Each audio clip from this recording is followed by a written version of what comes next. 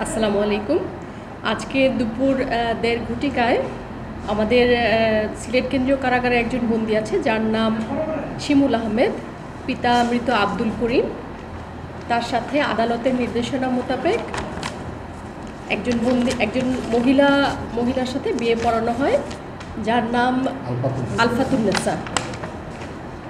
তো বিয়ের সময় আমাদের নিজস্ব লোকজন অর্থাৎ আমাদের নিরাপত্তা সদস্য, তাদের আত্মীয় স্বজন, বন্দির আত্মীয় স্বজন, মেয়ের আত্মীয় স্বজন, আইনজীবী সহকারে আরও বেশ কিছু সদস্য ছিল। তো সকলের সহযোগিতায় আমাদের এই বিবাহ কার্য সম্পন্ন হয়েছে। সকলকে ধন্যবাদ। সিলেট জেলার গুলাবগঞ্জ শাকিল কালচর নিবাসী পিতা জনাব আব্দুল করিম সাহেবের পুত্র জনাব শিমুল আহমদ সাহেবের নিকট 5 লক্ষ টাকা দেন মহাশয় প্রস্তাব ইসলামী শরিয়া বিধান দলের 25 থেকে শুনছে। আপনি জনাব মোসাম্মদ হিজবুল্লাহ আক্তার মেকাকে বিবাহের প্রস্তাব দিলাম। আপনি জনাব মহিজুল্লাহ সাহেব পুত্রের প্রস্তাব দিয়ে বলুন বিসমিল্লাহ কবুল। জোরে বলেন, আমরা একটু শুনতে পাই। স্যার একটু জোরে বলতে হবে। একটু জোরে বলুন। আলহামদুলিল্লাহ। শুনছেন না সবাই? শুনছেন? আউযু বিল্লাহি মিনাশ শাইতানির রাজিম। বিসমিল্লাহির রহমানির রহিম। জনাব মহিজুল্লাহ সাহেবের মার্কেরা সুনামগঞ্জ জেলার তাহিরপুর থানার শাকিল শান্তিপুর নিবাসী পিতা জনাব মোহাম্মদ জাহিরউদ্দিন সাহেবের সামাজিকের কন্যা মোসাম্মদ হিজবুল্লাহ আক্তার মিতাকে 5 লক্ষ টাকা দেন মহাশয় প্রস্তাব ইসলামী শরিয়া বিধান দলের উপস্থিত সাক্ষীদের সম্মুখে আপনি জনাব শিমুল আহমদ সাহেবের নিকট লিখা দিলাম।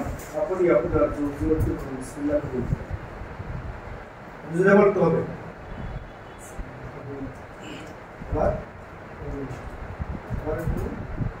মুক্ত লবা মুক্ত। আলহামদুলিল্লাহ। আলহামদুলিল্লাহ।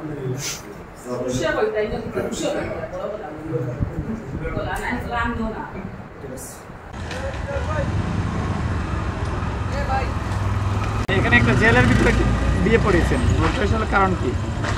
ধন্যবাদ আপনাদেরকে। আজকে সিলেট মহানগর কেন্দ্রীয় কারাগারে একটি বিয়ে সম্পন্ন হয়। সেই বিয়ে জানতে পাইছি যেটা দীর্ঘদিনের প্রেমক এবং প্রেমিকার সাথে দীর্ঘদিনের সম্পর্ক।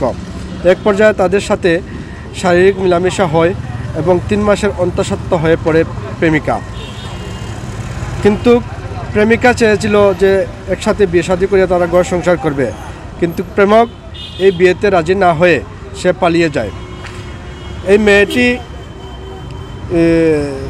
নিরুপায় হয়ে সাফরান রহমতুল্লাহ আলাই থানায় একটি মামলা দায়ের করে এবং এই মামলাটি সিলেট কোর্টে চলমান হয়। নারী ও শিশু নির্যাতন আইনের দ্বারা মামলাটি এখানে এটা আসলে উচ্চ আদালতের একটা আদেশ রয়েছে এই প্রসঙ্গে।